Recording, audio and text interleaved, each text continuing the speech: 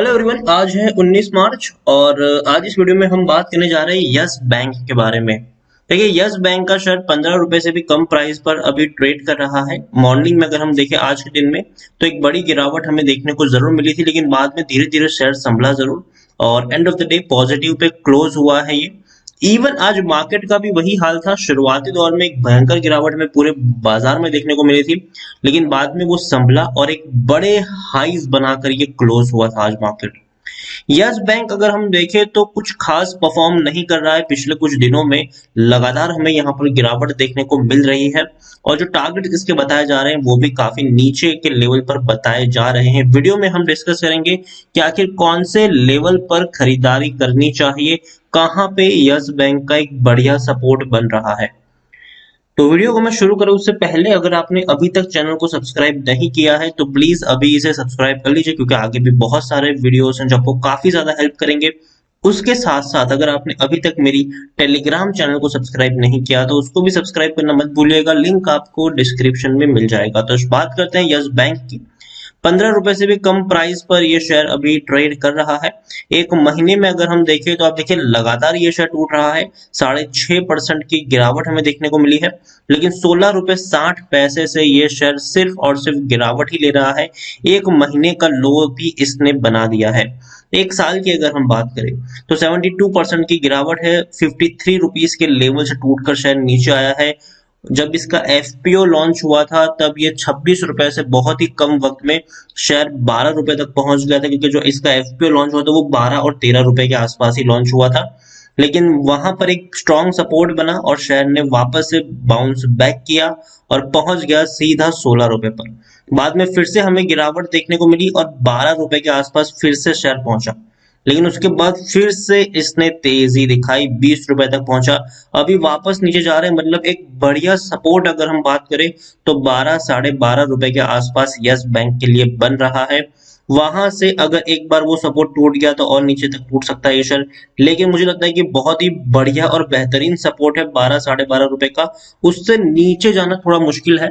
उसके बाद एक बड़ी तेजी की आप उम्मीद भी कर सकते हैं, कि बड़ी तेजी नहीं लेकिन उसको मेंटेन कर जाएगा ये शेयर।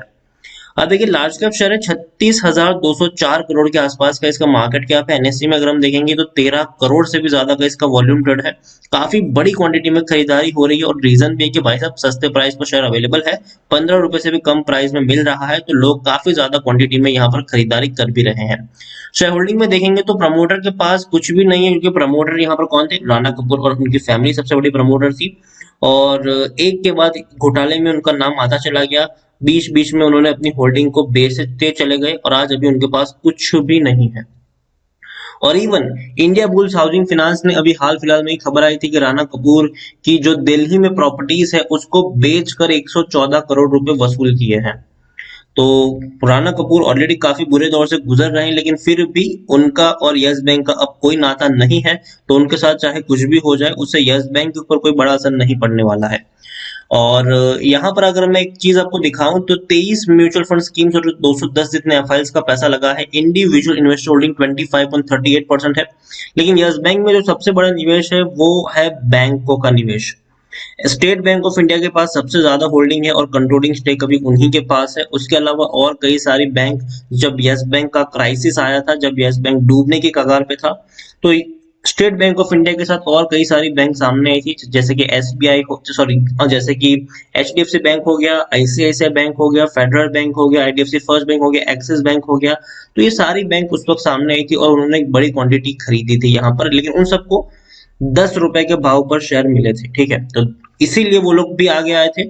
और दूसरी तरफ ये, और दूसरा रीजन ये भी था उनका आगे आने का कि भैया एक तो सस्ते शेयर मिल ही रहे थे, और दूसरी बात यहाँ पर ये भी थी कि कोई भी बैंक नहीं चाहेगा कि उनके सेक्टर की, बैंकिंग सेक्टर की कोई बड़ी बैंक बर्बाद हो।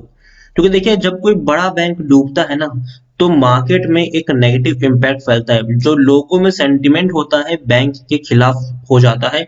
लोगों को लगता है कि भाई मेरा पैसा बैंक में सही सलामत नहीं है, लोग पैसा निकालना शुरू कर दे, पैनिक क्रिएट होता है।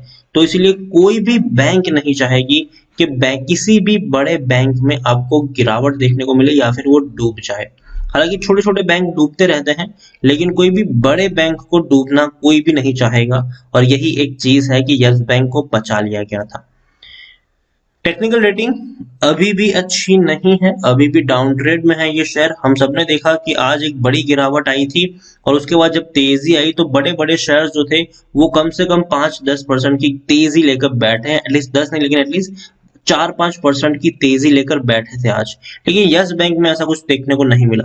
यस बैंक ना मार्केट की तेजी में पार्टिसिपेट कर रहा है, पिछले एक महीने से एक बहुत ही बढ़िया रैली हमें देखने को मिली, लेकिन उसमें इसने पार्टिसिपेट नहीं किया, बल्कि लगातार ये शेयर नीचे ही गया है। लगातार इसमें हमें गिरावट देखने को मिली है।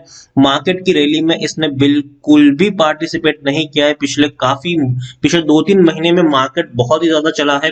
अच्छे अच्छे शेयर्स हैं जिन्होंने आपको कम से कम 20-30% का कम से कम प्रॉफिट कमा कर दिया है, लेकिन यस बैंक में सिर्फ और सिर्फ गिरावट आई है। यहाँ पर एक और चीज देखेंगे तो according to Moneycontrol user 73% लोग खरीदने की सलाह दे रहे हैं, 23% लोग बेचने की बात कर रहे हैं, 4% लोग यहाँ पर होल्ड करने की नसीहत भी दे रहे हैं।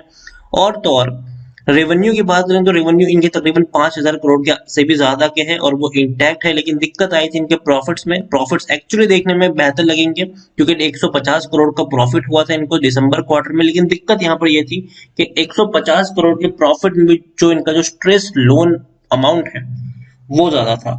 और ये किसी भी बैंक में सही चीज नहीं होती कि भाई साहब इनकी जो लोन बुक है उसमें ऐसे लोन्स आपको ज्यादातर देखने को मिल जाए जो बैड लोन्स हो, मतलब भैया रिकवर करना मुश्किल हो जाए। यस बैंक को कई उद्योगपतियों ने चुना लगाया है, जैसे कि कॉक्स एंड किंग्स हो गया। अनिल अंबानी ग्रुप का भी बहुत बड़ा पैसा फंसा हुआ है इस बैंक में। उसके अलावा अगर हम देखें तो भाई साहब जी ग्रुप, एसएल ग्रुप की मैं बात करने जाऊं, जी ग्रुप उन्होंने भी बड़ा पैसा लिया बैंक से, लेकिन चुकाया नहीं। उसके अलावा और छोटे मोटे कई सारे बिजनेसमैन हैं जिन्होंने यस बैंक से बड़ा पैसा लिया है कर्जे के तौर पर और चुकाया नहीं।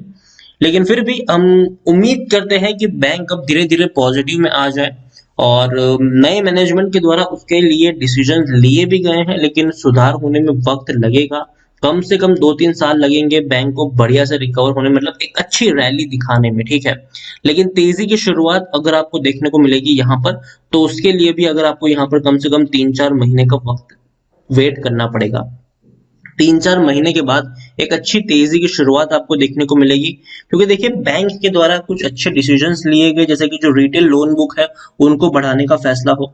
बैंक ने डिसीजन लिया है कि भैया 60% की हमारी जो लोन बुक होगी वो रिटेल लोन बुक होगी। और रिटेल मतलब आप और हमारे जैसे जो लोग होते हैं वो बैंक से पैसा लेते हैं, और भैया बदले में हम कुछ ना कुछ रखते भी है। चाहे हम होम लोन अगर हम ले रहे हैं तो भैया हमारा घर ही उनके पास पड़ा हुआ है, सारे कागज उन्हीं के पास होते हैं। कार लोन भी अगर हम लेते हैं तो भाई साहब कार उठा के ले जाएंगे, तो भैया हम उसके बदले में कुछ रखते हैं जिससे बैंक की रिकवरी आसान होती है। तो वो ऐसे लोन होते हैं जिनकी रिकवरी बेहतर होती है, वो डूबने का खतरा नहीं होता है। तो यस बैंक जो है वो रिटेल पोर्टफोलियो पे ज्यादा फोकस करने वाला है। और अगर हम बात करने जाए तो एचडीएफसी बैंक इसका सबसे बेस्ट एग्जांपल है। एचडीएफसी बैंक की जो लोन बुक इतनी बढ़िया है, स्ट्रांग है, उसका रीजन यही है कि भैया इनका जो रिटेल पोर्टफोलियो है वो बहुत ही ज्यादा स्ट्रांग है, और वो उसी के ऊपर सबसे ज्यादा फोकस करते हैं। और जो बड़े बड़े बिजनेसमैन को जो लोन देने की बात है उसको यस बैंक अब नहीं करने वाला है। बड़े उद्योगपतियों को लोन नहीं मिलने वाला है अब यस बैंक की तरफ से। तो कोई भी कदम यहाँ पर फूक फूक के रखने वाला, क्योंकि होता क्या कि भैया एक बिजनेसमैन ने बड़ा पैसा लिया, चुकाया नहीं, बैंक को सीधा 1,000-2,000 की चपत लग जाती है। तो बैंक अब धीरे धीरे सारी सिचुएशन को संभालने की कोशिश कर रहा है, लेकिन फिर भी जो स्ट्रेस लोन बुक है वो तो भाई साहब दिखेगी। और मार्च क्वार्टर के जब रिजल्ट्स अनाउंस होंगे उसमें भी ये स्ट्रेस लोन बुक आपको देखने को मिल जाएगी। लेकिन जून के बाद अब उम्मीद कर सकते हैं कि धीरे धीरे सिचुएशन संभलती हुई नजर आएगी। तब तक थोड़ा सा डेंट लगेगा यस बैंक में, लेकिन फिर भी 12.5 रुपए का जो लेवल है मुझे लगता है कि एक बेहतरीन लेवल है, बढ़िया सपोर्ट लेवल है। वहां तक आप यहाँ पर रुक सकते हैं, और खरीदारी भी करना चाहो तो 14 रुपए से नीचे अगर शेयर जाता है तो आप खरीदारी वहां पर कर सकते हो। और 12.5 रुपए के बाद से मुझे लगता है कि आपको तेजी देखने को मिल सकती है। लेकिन फिर भी मैं कहूंगा एक चीज आपको यहाँ पर क्लियर बताना चाहूंगा, तेजी आने में भाई साहब बहुत वक्त लगेगा, ठीक है। तो अगर आप में पेशेंस हो यहाँ पर तो ही खरीदारी करें, 2-3 साल का लक्ष्य हो आपका तो ही खरीदारी करें, और धीरे धीरे यहाँ पर खरीदारी करें। बाय ऑन डिप्स की जो स्ट्रेटेजी है उसको आप यहाँ पर अप्लाई कर सकते हैं। बाय ऑन डिप्स की स्ट्रेटेजी अप्लाई करें और कम से कम 2-3 साल का लक्ष्य लेके चलिए। बैंक की जो लोन बुक है उसको सही होने में वक्त लगेगा।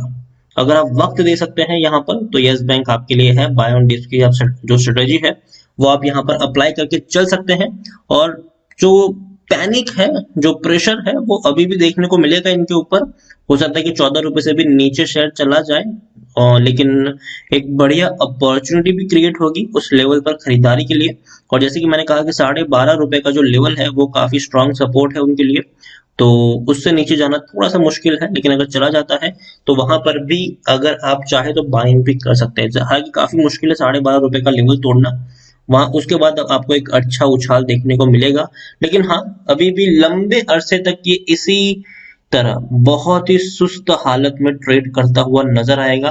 तो पेशेंस हो आप में तो ही खरीदारी करिएगा यहाँ पर, वरना आप चाहे तो कोई और शेयर खरीद सकते हैं। लेकिन एक चीज है, 2-3 साल में बढ़िया पैसा बनाकर देने का दमखम भी रखता है ये शेयर। तो वीडियो को यहीं पे एंड करूंगा। पसंद आया हो तो प्लीज लाइक करो, शेयर करो। चैनल पर अगर पहली बार आए हैं तो प्लीज सब्सक्राइब करें। और यस बैंक के बारे में आप क्या सोचते हैं वो भी आप मुझे कमेंट में लिखकर बता सकते हैं। Thank you.